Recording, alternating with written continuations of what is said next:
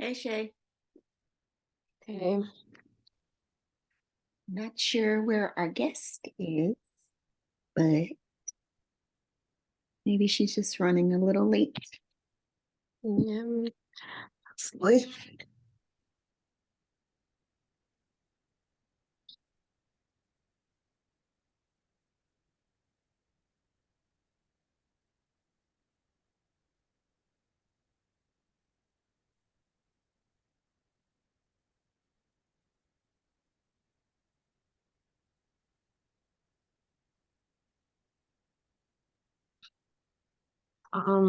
Tira's gonna be on too, right? Yeah, I mean it's the the executive roundtable, so that's kind of her interview. Yeah. I think on her calendar, I think Sam has gymnastics till 8:15. So Yeah, she probably will hop on right at the time. yeah.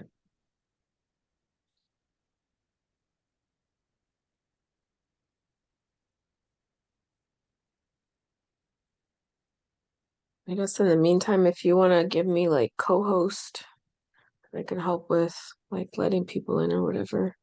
Yeah.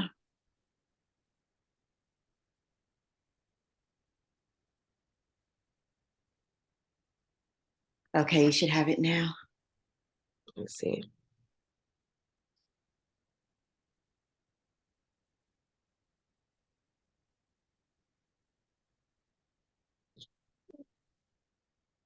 Tristan is.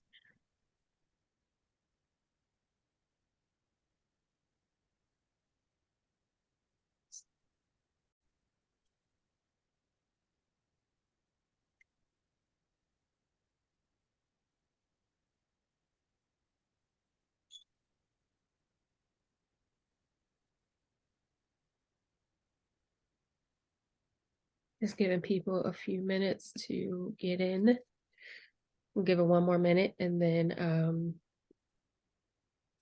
we will get started. How's everybody doing? What y'all drinking? I am drinking McCollum Zinfandel. Are y'all on mute? Is everybody on mute? Because if you answer, I hear anything. Oh, I answer. Can you hear me? I can hear you. My computer was on mute. So I'll say it again. I'll say it again just for you. Just for you. I'm drinking McCollum Zinfandel. Oh, cool. Yep. Thank you. I've been running since 7 a.m., man. I am not literally like this. So my brain might be a little sorted. Forgive me. You don't look like what you've been through. Don't worry, as my mom would say. That's because you can't see the wrinkled shirt. Okay, Hey guys, this is Huey right here. He's new to the family. Picked him up Friday night. 2 months old. Besito. What's his name? His name is Huey P. Franklin Lewis, revolutionary out here. Oh my goodness. Too adorable. The strong Black name. Oh man, he nice and brown, just like him too. For sure. Thank you. Okay, so without further ado, thank you for joining this month's Executive Roundtable. We try to do one of these a month and really tap into some industry people. I don't know if y'all heard that frozen plant in the background. We try to tap into some influential and important industry people that are really making an impact. And I met Ashley last year, was it? Yep. Yeah. Mm-hmm. She had actually reached out about just partnering up on a couple different things, and then we ended up in Aspen together. Do you want to talk about the Red Room? Times were had at Aspen Food and Wine Festival. Times were had at Aspen. We will never talk about the Red Room. We'll never discuss it, but it's a It's a mess. But nonetheless, Ashley is an incredible businesswoman. And there was a panel that she happened to do in Aspen with a couple other women behind some NBA brands. And if you can't really see from here, but Ashley's petite. She's like, this woman, but she's such a force when she walks into a room. And I just love that so much. I thought that she would be perfect for this month. She started out as a marketing exec and is it Excelor? Am I saying that correctly? Excel Sports. Excel Sports. So CJ McCollum is an NBA player. Ashley manages him and all the things surrounding him. And so when it came time for the brand, she was obviously a natural choice to take over, to initiate what that looks like. And so not for nothing, his face is on the brand, but Ashley is the woman who has shaped, created, marketed, like put that whole thing out there. So we're going to kind of dive into all of that tonight. I love to give women their due. Not saying that, there's anything with anybody else. You don't have to conflate anything. But I love to give women their due because there are always usually these forces behind brands. And I think that McCollum, can y'all hear that?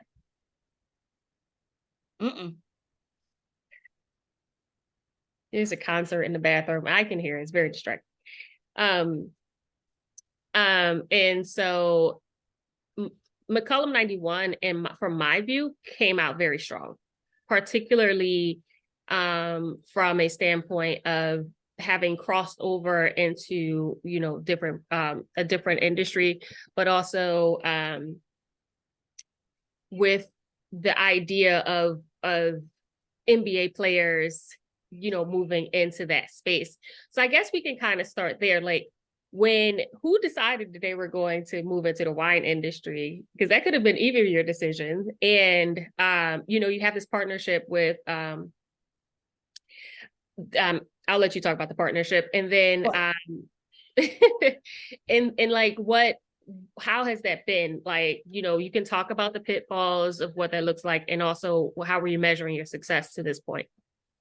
Yeah. So, the entry point into wine, CJ McCollum, who I work with and have been working with for 9 years. And I work with CJ, as Tahira mentioned, on all things that he does off the court. So his community work, his partnerships, everything that he does off the court, we've really spearheaded from the end of his second season in the NBA up until now and until forever, apparently.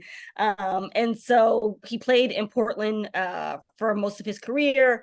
Obviously, Oregon, a really great wine region. He had been introduced to wine coming out of college. And so the opportunity to be living in one of the great, U.S. wine regions, I think really opened him up to wine, to drinking wine. He particularly loves Oregon Pinots. And I think he's just a very business-minded person. And so what we wanted to do from the very beginning was just explore what it could look like for CJ to be in the wine space. We partner with Adelsheim Vineyard out of Newburgh, Oregon, to produce McCollum Heritage 91, meaning we work with their winemaker, their grapes. We are obviously a really integral part of the process of putting the wine together, but it's been a partnership from the beginning. And we partner with them, quite frankly, because they were reputable and because they were a team partner of the Portland Trailblazers when CJ played there. And so they offered really the best opportunity for us to really learn the wine industry. It's really encouraging to hear you talk about how we've come out really strong. We wanted to be serious about being in wine, which meant like really being in on the ground on it.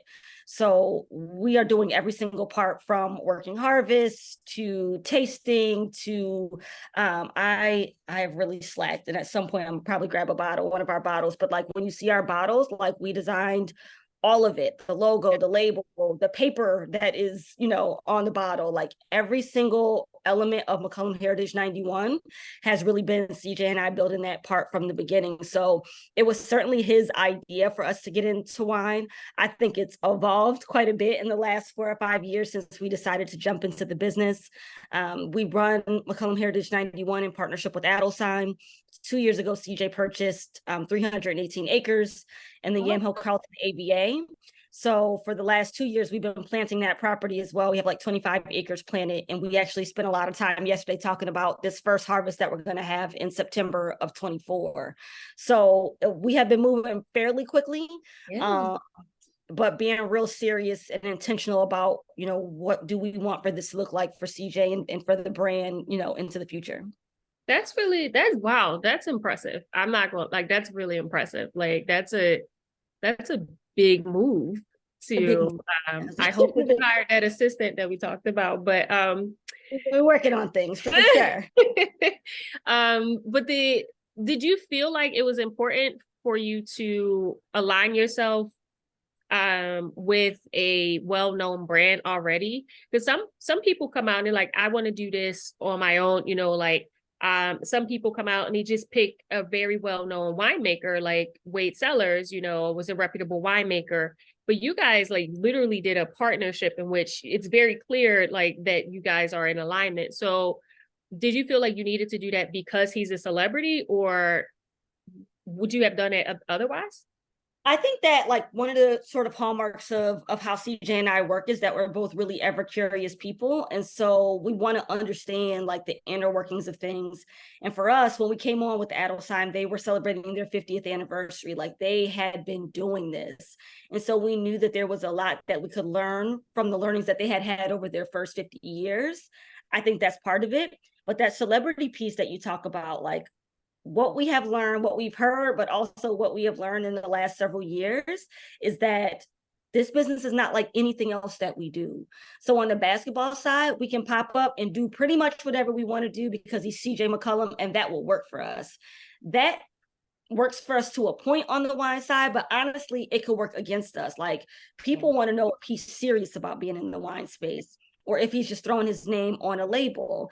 And so us partnering with a real reputable brand like goes a long way. The brand was at IPNC, International Pinot Noir Conference Celebration, whatever the C stands for. At the same time, the wine festival was.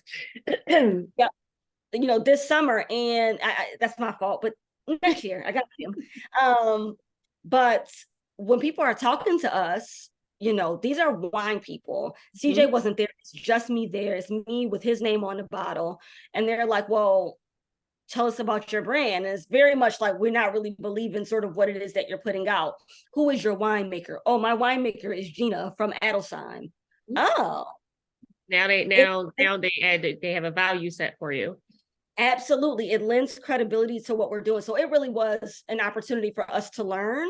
And it was an opportunity for us to show folks that we were serious, because we know that, like, we have lots of friends who are in the NBA or from the NBA in wine. How are we differentiating ourselves, and how are we demonstrating the values that have made us us and all that we've over this time? So partnering with Adelsheim allowed us to do that. Yeah, and I think that you guys are very strategic. Like that's a very strategic move, and that can go either way. Because when you look at the outliers, how do you feel like, CJ doesn't have to deal with the day-to-day. It's you that has to deal with the side eyes. It's you as a Black woman that's walking into a room. And like I said, being petite, it does contribute to that, because people think that they can just like shoo you off. And I've kind of seen the other side a little bit, like, totally. It was like, what? Totally. And I've also realized that not only do you have to kind of assert yourself in a certain way because of not only, this celebrity piece, and then you have the Black piece is probably first, right? And then you have Black woman piece, because you are effectively representing him in all of those rooms. And then you have the newbie thing, right? And then, it's just like so many layers. Like, how do you make sure, like, when you walk into these spaces outside of your partnership with them, how do you make sure that, people know not to play in your face? Yeah, I got practice. Like all the things that you're talking about, I feel like I mentioned a little bit on the Aspen stage. Like I am, as you said, you guys can't say I'm 5'3". I weigh like 110 at my heaviest ever. Like I'm a very small person, and I work with big people. CJ is 6'4". He is probably the shortest player on my roster. I've got 6'6", I've got 7'3", I've got guys. And my work, so sorry, I want to just like paint the picture, right? Because I work with CJ. I work at a sports agency. I've worked at a sports agency for 9 years. Before that, I worked for the San Antonio Spurs for 3 years. I'm from the University of Connecticut. From Connecticut, I worked for a men's basketball program. By trade, I am a basketball executive. That is all I've ever really wanted to do. We need ether. Where's that ether? Where's the ether drops? Ding, ding. And the opportunity to work with CJ has opened up like great opportunities like this. But I've been in spaces like this where I've had to show and prove. CJ's a great person to work with. The thing that makes us very different is like you will be in a space with CJ and he makes everybody feel like a friend. Like the number of people who think that they can call me and tell me, you know, what they feel like they need to tell me because they feel empowered by his presence. I have had to deal with that for many, many years, right? So I've had to learn how to be kind because kindness is important to me, but really firm. So in my business, it's really not a lot of that going on because I'm pretty clear from the beginning on like how we work, how we do things. And the relationship with CJ, I'm empowered to do that. So if somebody is overstepping, I'm empowered to say, without even going to him on it, this is sort of how we operate. So I think that CJ has done a good job, quite frankly, of recognizing what it is that I bring to the table and like leaning into that. I think that he and I have a real partnership in everything that we do. And it's those strengths that help us because CJ is really friendly and everybody wants to be his friend, but I have great discernment. And so I have the ability to be like, nah, not this person. Yes, this person, but not this person. And that has served us really well over these 9 years as well. And so when you walk into these wine spaces, when we started the project of the wine property, like I came onto that a little bit later. CJ had built some of these relationships with some of the people that we were going to be working with. And so then when I walked on the call, to be honest, it was like, why do we have to listen to her? We can listen to CJ, or we could, she's not CJ's wife. The wife got to say. So it was making sure that we established like, nope, I'm the go-to person on this because I'm the only person in this scenario who is thinking about him versus thinking about like the money they can make off of it or whatever it is that they're trying to get out of it, right? Again, that goes back to my ability to see what people are on and then operate within that. Like, because I know what you're on doesn't mean I'm like, this person's got to go. I just know how to operate with you within the realm of how you're moving in spaces. So it's been good. I'm the big dog of the of the relationship because I don't have a problem being really firm and getting done what we need to get done. Like we're trying to do things, we're trying to build legacy, we're trying to build things for our community.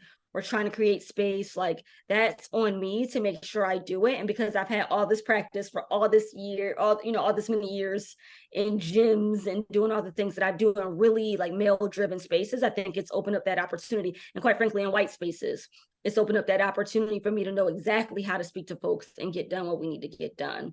And it helps to work with somebody like CJ, who has, everybody wants to work with him. So it gives me a little bit of leeway to say, no, if you want to work with us, this is what it has to look like. Right. You have the leverage and you're the one that's positioning. I love that so much.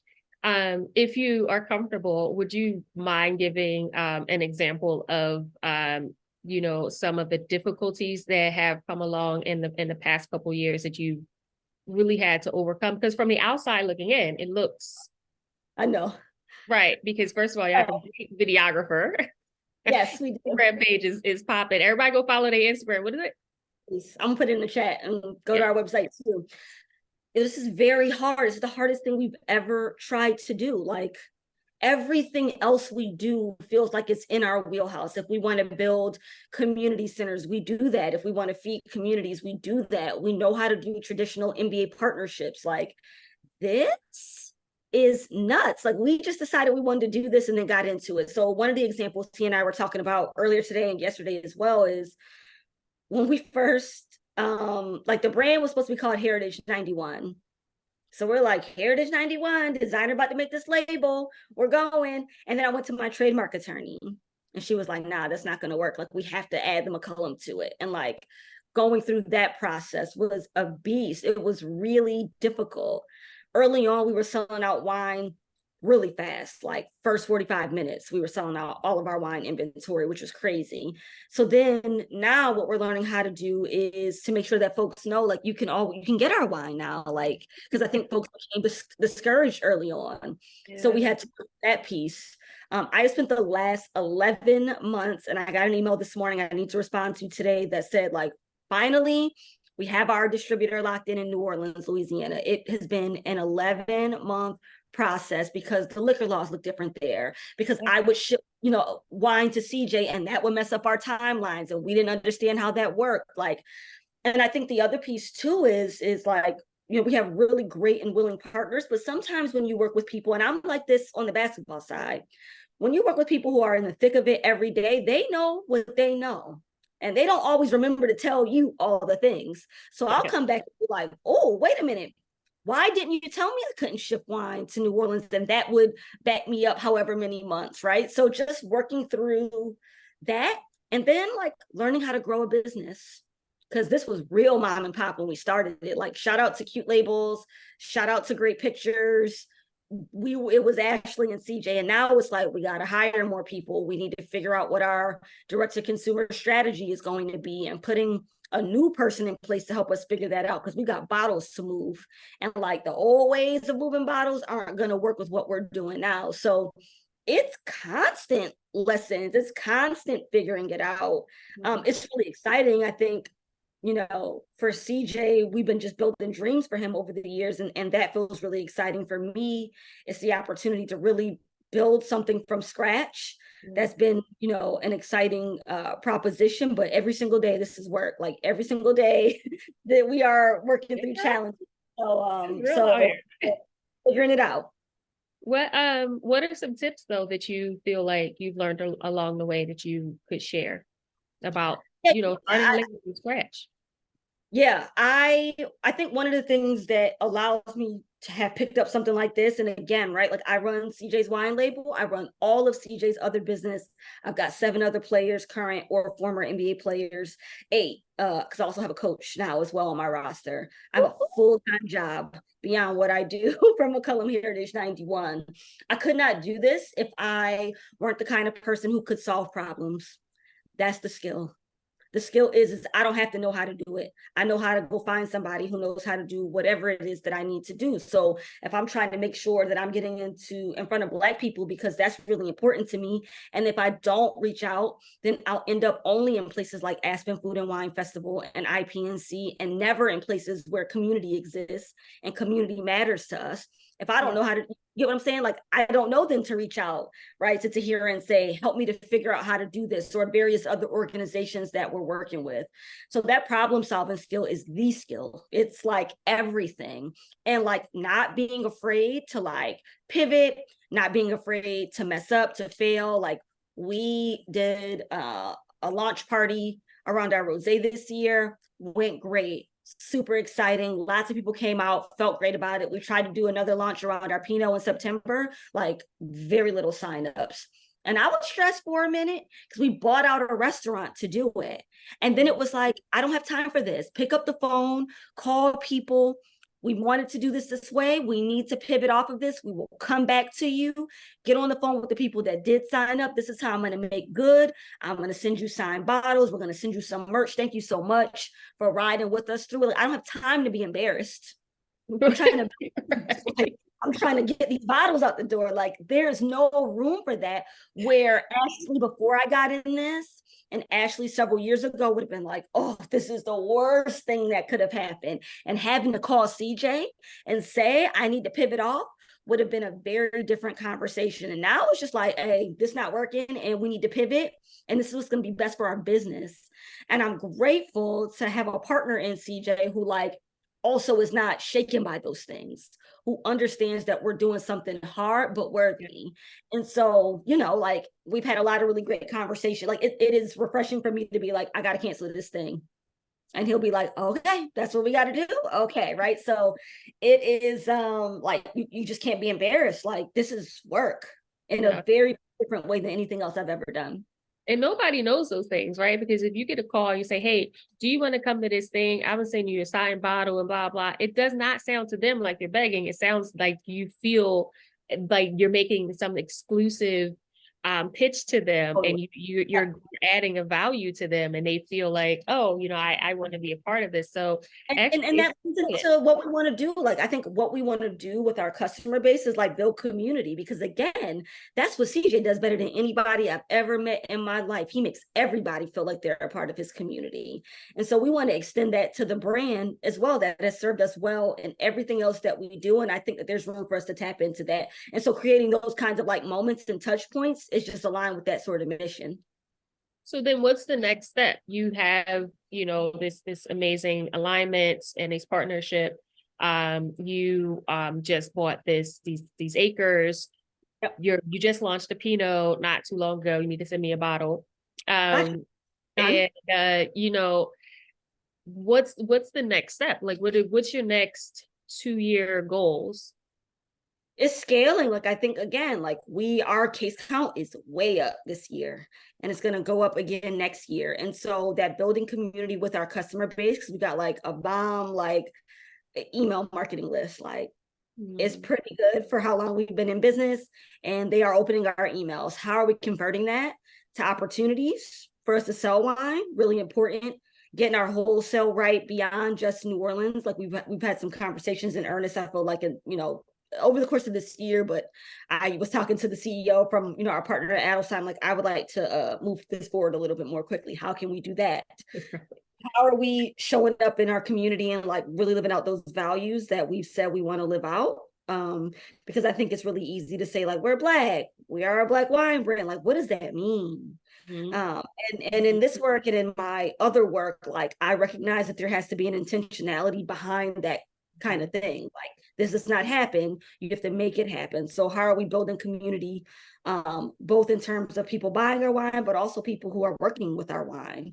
And then, like, we're going to have harvest at our own property. We will very likely produce a small case count off of that property as well. That'll be sold under the McCollum Heritage 91 umbrella. Like, we got a lot of moving parts. So just trying to sell wine and build a brand that we feel like is representative of what we wanted it to be. Do you feel like you have some barriers there that you're kind of working through as well, outside of trying to keep consumers interested? I think we've got really great relationships. Like, I think the consumer piece is the big piece, but like, we have so many great people that we partner with, that we work with. I feel much better about that side of it. It took us a while to figure out the right group of people to be able to work with, to partner with, to bring these things to life. But I do feel much better about that. Now it really is just about moving the bottles and then seeing what comes next. Like, we have to wrap our arms around where we are right now, which I think is important. One of the things that CJ and I talk about a lot is like ego, and like not letting ego get in the way of what it is that we're trying to build. Because other players are in wine. Are we trying to one up the people that are in it, or are we trying to do what we do? Like, we are doing something that is one of one. How can we do what we do at the highest level possible? So we are like hyper focused on that for sure. Are you guys going to do like dinners or stuff like that where, Dwayne is making his rounds? That's his new thing now. He wants to make his rounds at his dinners. Yes, CJ, because they be talking shit back and forth. So but they are such a great help to us. Like, I went to one of the Wade dinners here in LA, and like I just bought a ticket and showed up. Like, it wasn't even like, oh, put me on the list, whatever the case may be. But it was a great opportunity, and I think that there's a lot of room for collaboration with our friends who are in the league and who are in wine as well. But like, that is definitely the focus, is how are we doing more events? I've talked about our launch party this year, not this year at Aspen, but last year at Aspen, we hosted a happy hour, which is quite frankly how we met all those Black people that we hung out with this year. We met them all at our happy hour last year. Oh, okay. So yes, I think we want to do that at more like national events like that. And then in New Orleans, we're going to knock that out the park. Like, no joke, I think we're going to have such success in that market because everybody is like, can we host your launch? We would love to host you for your launch. And I'm like, how do we even choose where we want to do our launch now? So making our rounds in Louisiana will be our starting place. And then as we get into the off season, figuring out those strategic moves to be in the right places and host opportunities that both align us with people who are in the wine industry, but also are putting our wine in front of the consumers. Because we feel so strongly that we produce really great wine, and like we just want people to be tasting the wine and enjoying it as well. You do produce good wine, I will say that. And it's not it's mature wine. It's not like, like they definitely didn't change their style up for it to kind of like placate to you guys. It's still the same Edelstein, Quality brand, like winemaking kind of style. It's very much food wine in a lot of ways. Like, yeah, you could pound back a couple of them, but they're so high in acid that they're very well made wines for sure. This is a two-part question. Sure. What do you feel supported, and what does support look like for you? I feel really supported in my partnership with CJ on it, which is important because I am the muscle, but he's the money. And so if he's not putting up the money, this is not the thing that we get to do. I feel really supported there. And I feel supported in our partnership with Adelstein as well, which to me is really important. Like my ability to pick up the phone and call the CEO, to speak with the winemaker, to talk with our logistics people, our wholesale folks there. Like there is a level of respect for what it is that we're trying to build. There's a level of respect for me as the person who's sort of, leading this effort. But they're also really giving a lot of what I think we need to have success in building this business. So I do feel really supported. This would be so different. It would be such a different experience. Quite frankly, if I were trying to build a wine brand without an NBA player, this obviously would be a very different experience. And so I'm grateful for the kind of support that comes with having the platform that CJ does, for sure.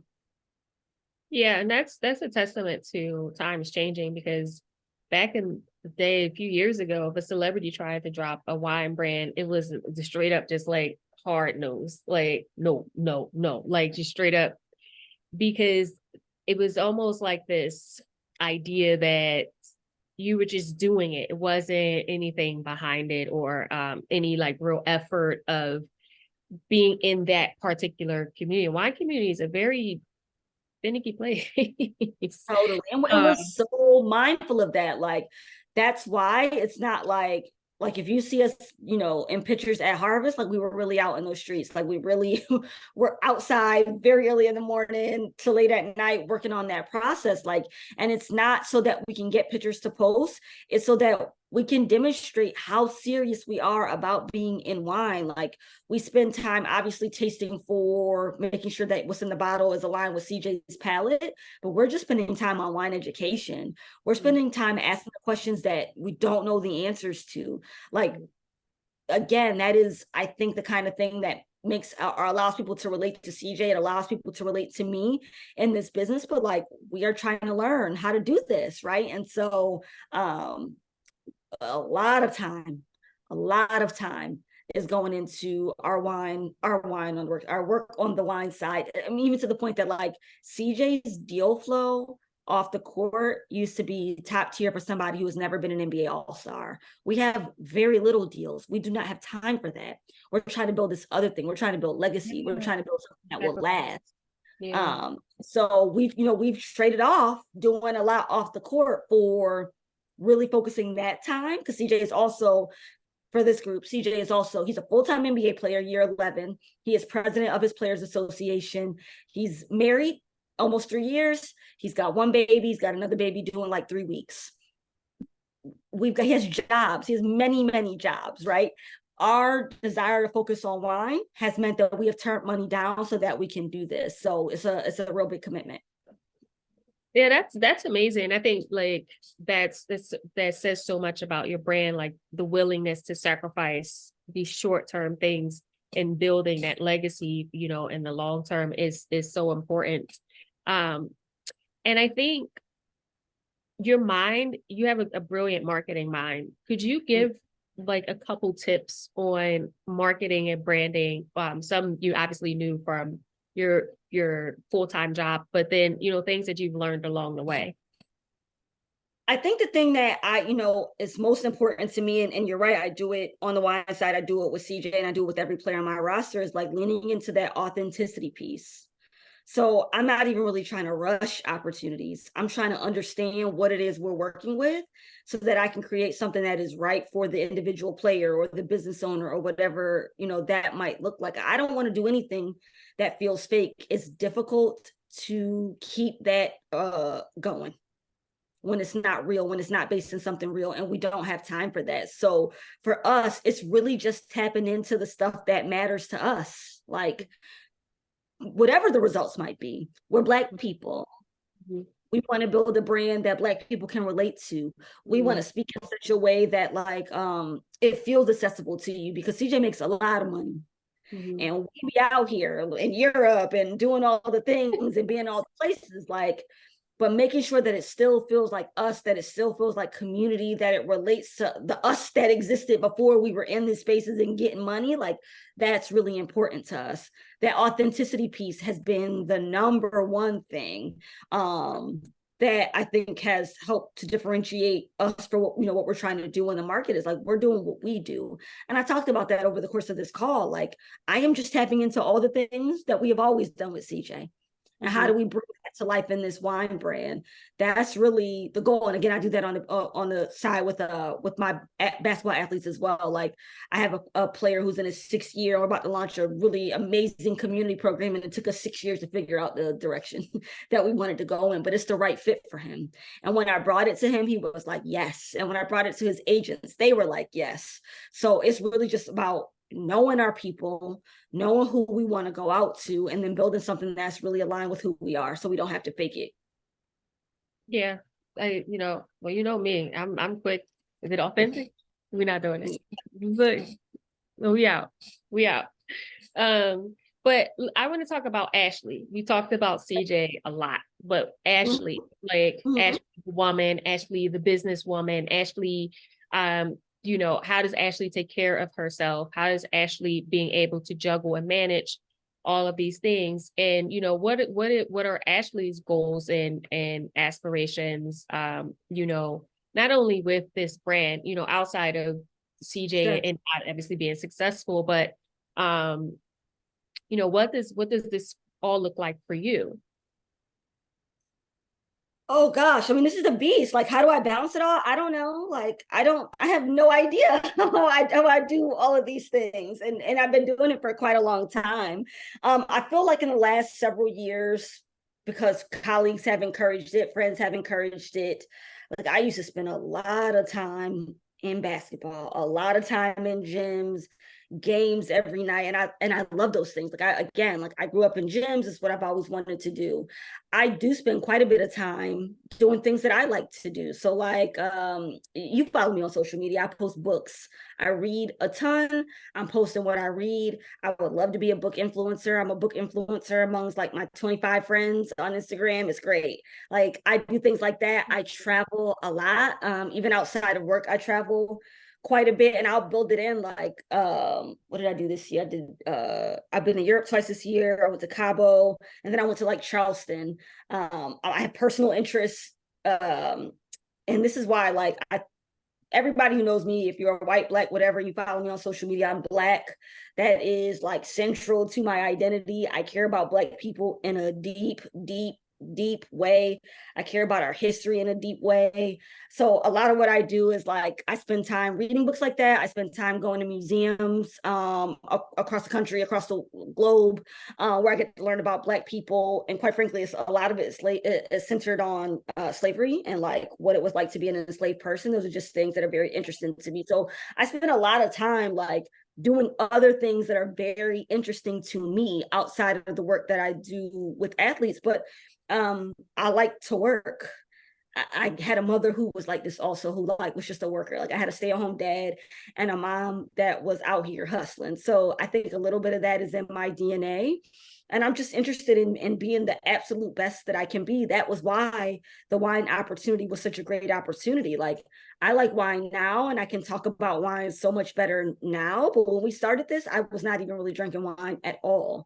For me, it was the opportunity to build something from scratch, to like do something I had never done. Like, the work I do with athletes is very much, after a while, it can become very turnkey. Like, okay, we're gonna roll out some Christmas events this year for like 4 to 7 guys on my roster. It's just like very much you do what you do. But this was an opportunity to build legacy for myself, to get more money, honestly. And that's really important to me, not just for me, but like as Black women executives, like it's important that we not let people allow us to feel like you should just be grateful to be here. I'm nice at what I do, and I would like my money for what I do, and I would like my titles for what I do. Like, I'm real serious about that as well. So being the best that I can be, stretching, finding new things to achieve, like professionally, that is very exciting for me. And the opportunities that I've had on the wine side and with some of my really talented young players has opened that up for me.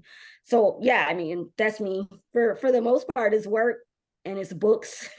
That's it for the most part.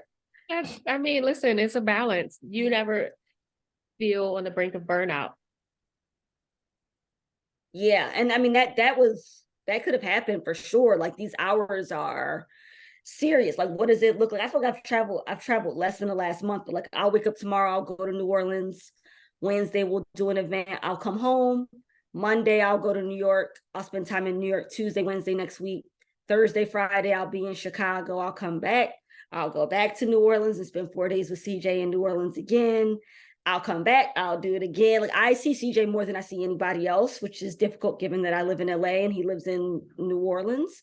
But like, this is a grind of a life. And so building in the things that are going to make me feel good about what I have to do is really important. I try to eat well. I get lots of rest. I really don't play about that. Like, I spend time with friends, like building in all the things that allow me to do it successfully. And that was not always an easy thing. Like, there was a moment pre-pandemic where I took up tennis as a hobby, and I would play tennis on Monday nights. And there was one week where I needed to go see CJ.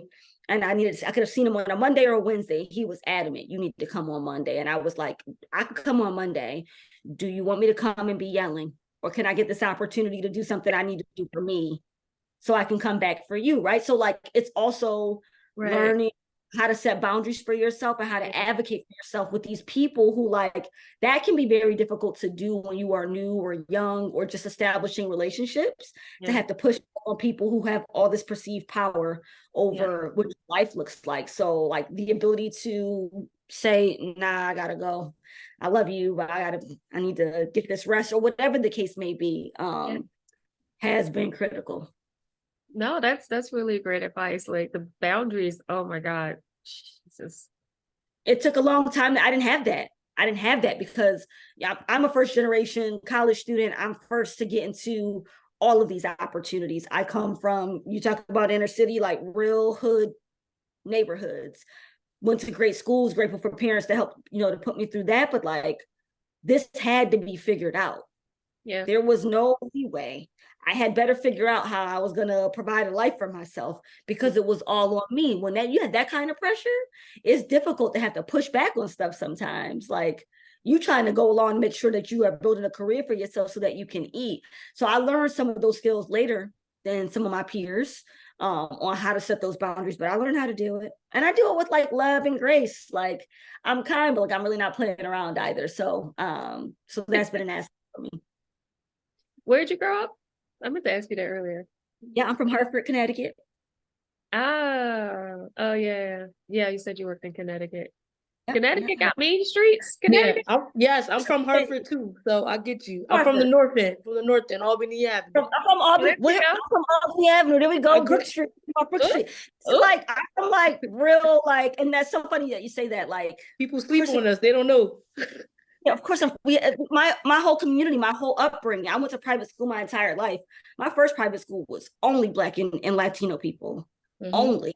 Like, I lived in a city that was that heavily populated with Black and brown people that I never went to school with white people until I was like 10 years old, like ever. Like, I was 12. Yeah, we've got community. We have community in Hartford, Connecticut for sure.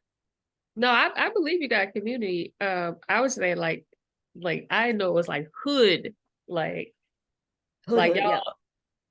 yeah. Okay, listen, I'm from North Philly, so there's a Understood. scale of hood that I'm thinking about here, and I just want to make sure we're on the same scale. Understood. Maybe a little different, but probably not off by much. I listen. It is what it is. We all grew up. We all made it out. Yeah. So had to navigate that. Had to navigate what it's like to be the first to do this stuff, Right. And the pressure that brings for you to feel like you got to achieve, and where now I have a little bit more leeway to push back, advocate for myself, advocate for others, like all of that. I think just a little bit of time. And I think for me, having that same pressure in that family, I understand that because you don't have anybody to turn to. So like if you can't pay your rent this month, there ain't nobody that's coming to pay your rent for you. But if somebody else in your family can't pay their rent, you're the person that's paying, those bills, that kind of stuff. Like that pressure is real. And then people start looking at you like, oh, you're so successful. I know I have somebody that I can rely on, but having that absence of you being able to have somebody that you can rely on. If everything goes to hell for you, Right. guess what? We all in hell. Right. Exactly. Frying like chicken wings. Like so I want to open it up for questions or comments to Ashley. We had a couple in the chat. If anybody, that's all right. Talk your talk. It's real talk.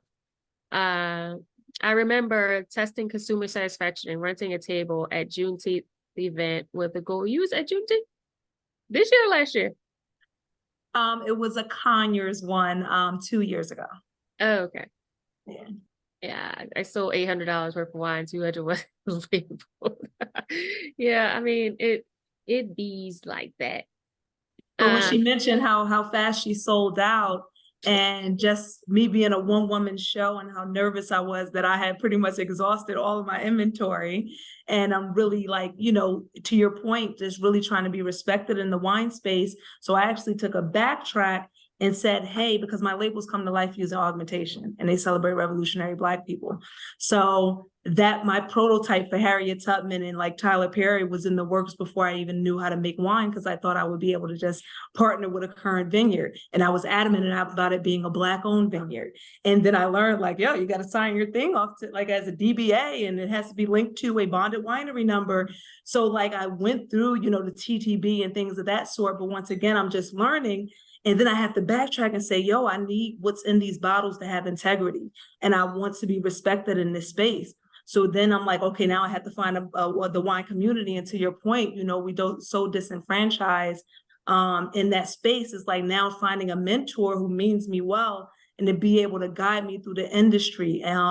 So like I really, like some of your story really spoke to me as far as some of those obstacles and, and just some of the things that you're going through to learn more about winemaking and grapes and regions and things of that sort, and saying, hey, I don't want it to just be about his name and be about, his brand as an athlete. So thank you. Yeah, no problem. Anybody else have a question? Comments?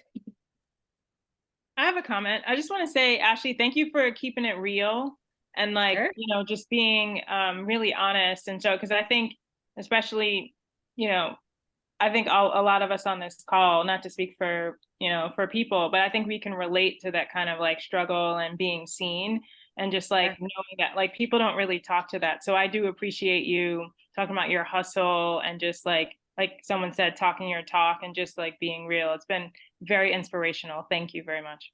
Yeah, happy to be here. Hi, Ashley. I just want to piggyback on what Kamiko said, that I really appreciate you sharing your story and your struggle and just seeing that reflection within myself, because as I find and start building my brand in the wine industry, being openly gay, I have felt in this white male dominated, very straight, there's been situations that learning to overcome and finding my confidence and speaking up for myself, and also reminding myself that there's a space for community and for everyone. So I really appreciate and hearing your story is very, yeah. Yeah, no, I'm glad to hear that, because like to me that's the whole point. Like, you know, that conversation about my upbringing, like this kind of stuff is not guaranteed for people like me either, right? And so I recognize that I've also had great privilege getting into spaces like this. And the whole point, one of the things that CJ and I talk about, and we talk about this as part of our mission for the brand, is like, what is the point of us building a brand like a white man's wine brand? Like, what a waste of the opportunity of the platform. Like, what a waste to not be able to create space for other people to be able to, like, that's the whole point for me. Like, there is no point in building something that looks like what everybody else who's ever been in wine has built. Like, the whole point is to create that community, give the space, give the encouragement, like, because also I know separately of CJ, like CJ's a basketball player. Like, there's a level of like connection he's never going to have because he does not have to work a regular job every single day. He just doesn't have it. I've got it though. Like, I know what it's like to be hustling and trying to figure out your dream and, you know, getting stalled along the way. Like, and I remember the people who created those opportunities for me. Like, and if it was nothing else than just seeing them do it. Like, I have so many mentors who are like people I've never met, but they're just killing it. And I'm watching them kill it. I'm watching them build. And I'll send out a note like, hey, I see what you're doing. Or I asked a friend of ours in the wine space the other day to introduce me to this other woman who just launched her wine brand last week. And I'm like, introduce me, because I just want to drop her a note and say, look, I seen what you've been doing and I see your energy and I'm just into it. Let me know if there's anything I can do to help. Like, I do that because I understand like what it has done for me, and like that's what we should be doing for one another, is like bringing one another along on the process. No, that's great. What would McCollum ideal partnership bring new consumers, film, travel, etc.? What would McCollum Heritage ideal partnership? Oh, to bring in new consumers. Got it.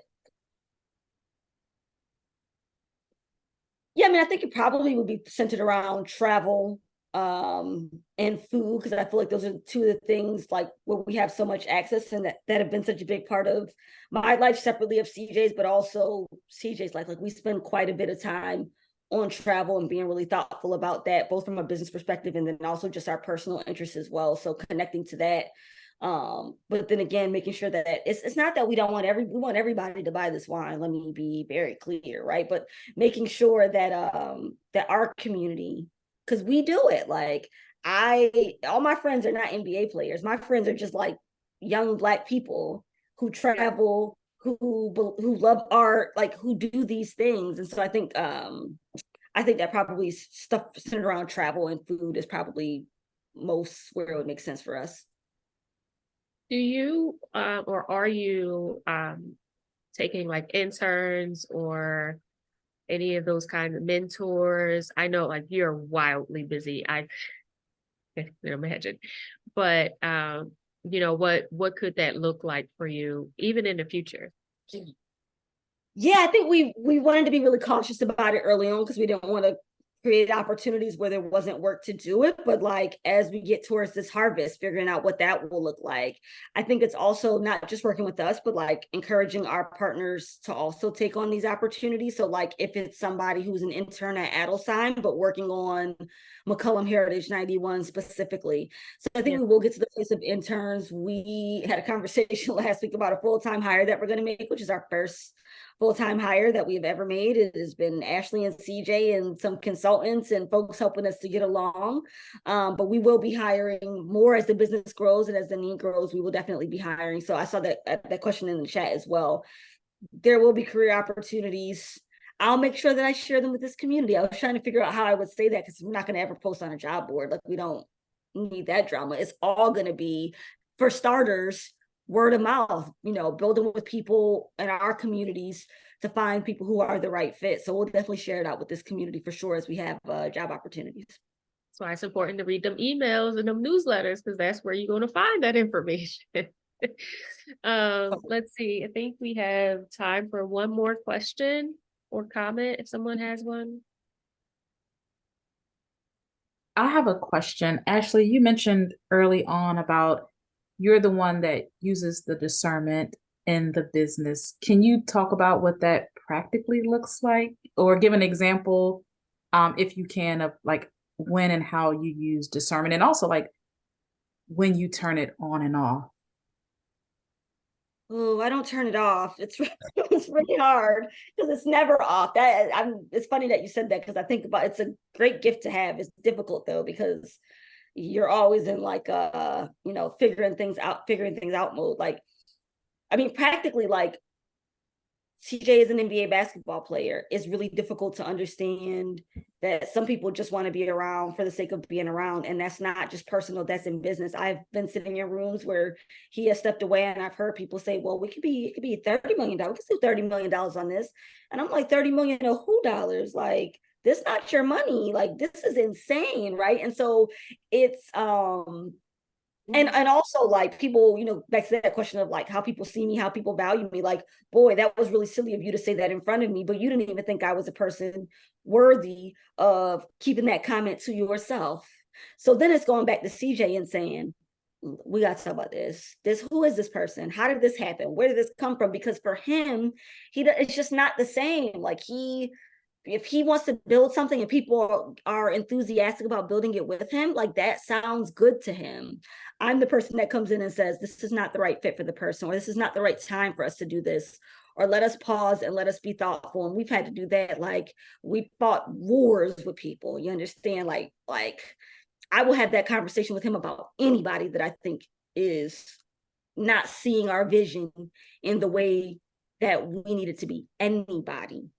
Really hard conversations we've had, but like I think he understands in a serious way that, like, respectfully, I don't know that there's anybody who has CJ's back like I do. There are people who love him, but who do what I do, I do not know that those people exist. Like, it is my job. That's my job, is to come in and say yes or no, or this is what this looks like. And so just helping him to be aware, because he just doesn't have necessarily the awareness. And like, neither would I if I lived in space. It's just a different space that he's in. And so helping him to have that awareness, helping to be his guide, helping him to like think through like the whys of some of this stuff, having the hard conversations. I think he would tell, like, I also know when it's having the hard conversations with CJ, like I am either. Like, I'm like, this is so bad. Like, this is crazy to a fault. Like, now I'm just telling the story, but his wife and I were sitting at a game that they lost at the last game of last season. And she said, oh my goodness, I just could never have imagined him losing this game. And I was like, oh my goodness, they stink. Like, of course they lost the game. And he understands that I don't mean, there's no offense. I'm going to give it to you how you need to hear. Don't ask. Don't ask if you don't want me to tell you sort of what that looks like. Right. And he needs somebody that's like, ooh, you are everything. And he needs somebody who is like, okay, we're taking this a bit far now. We need to rein this in so that we can do what it is that we said we want to do. Right. So I think that's how the discernment comes into play. It's just like, I have good discernment about people. I have good discernment about situations. I can be wrong in life, certainly. I'm really not wrong all that often when it comes to CJ and our business. It's like a running joke. Like, I'll be like, okay, that's time number 2 for the year. I'm only going to be wrong 3 times maybe in a year on our business. It's a joke, but like, I know our business. I know the vision that we have for our business, the vision that he has for his life, and what it is that we're trying to carry out. So it has served me well, and it's good that he's open to it, because not everybody would be. Yep, that's very true. CJ's very much like, we are the world. He's like, we are the world. Let's, all together. And Ashley just be standing in the background like this, like not even with like a stank face. She just be standing there like, I'll hop in. Do your thing, young man. Live your life, And because what he's gonna do is when you come up to him and talk business, he'll be like, "Oh yes. You spoken to Ashley? Let me introduce you to Ashley." And I'm like, "Yes, okay, here we go." Yeah, so that's great partnership. Got our cadence going of how we do it. Yeah, that's great. I love that for both of you. Okay, well, it is 9:33. Hold on one second. That balance is needed. Everybody can't be a Cancer like me. My other friends remind me. And CJ reminds me to be like a little bit nicer to people, so it's fine. It works out well. Cancers are here to keep the universe balanced with our compassion, give out free hugs and kisses. Well, thank you guys for joining. I hope that this was informative and inspiring and educational, and you all left with something. We will be sending out a discount code for the wines after this one day this week. Ashley is dropping the IG. Go follow the IG, Heritage 91. What else is there? My gate is calling. Jesus. Sorry about that. And yeah, there's how can people get in touch with you if you're open to that? What is the best way? Yep, you can email me. I was trying to figure out what email, because I have like 18 million email addresses. Beyond what we do on the wine side too, we have a plant nursery that we run on that same property. So we do like a million things. But hello@McCollumHeritage91.com. I am there. You can reach me there. All right, thanks, Ash. I'm going to call you later because I need to talk to you about something. But can we stop recording? Everybody, I appreciate it. Thank you. But thank you so much. This was